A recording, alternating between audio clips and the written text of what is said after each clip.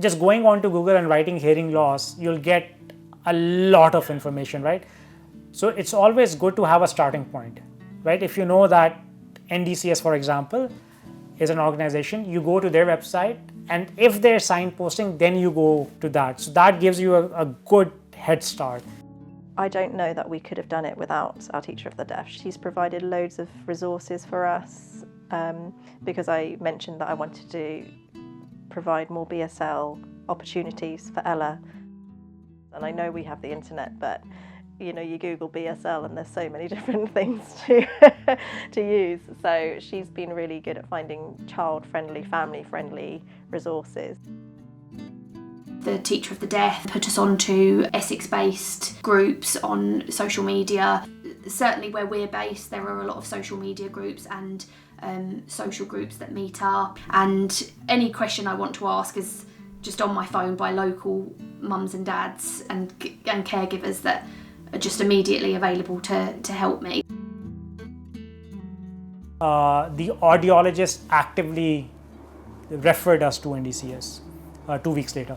So that's when the journey really started. And between us getting referred to the audiologist, the 2-week period, I did a lot of research on NDCS's website, looking at different things, what could be expected. I think there was a guide, parents new to hearing loss.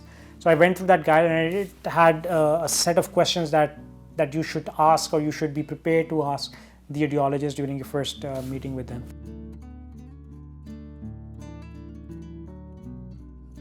Our audiologist though is amazing. She is fantastic and held our hand and continues to hold our hand weekly. She put us onto the NDCS, so I was able to access factual resources rather than just going off on a Google tangent. When you get the initial diagnosis, I think it is really overwhelming and it's quite scary. I wish that I'd asked more questions early on because I just didn't really understand her diagnosis, and I wish I'd pushed to have the support early on for that diagnosis. So basically the moral of our journey is equip yourself with as much information as possible.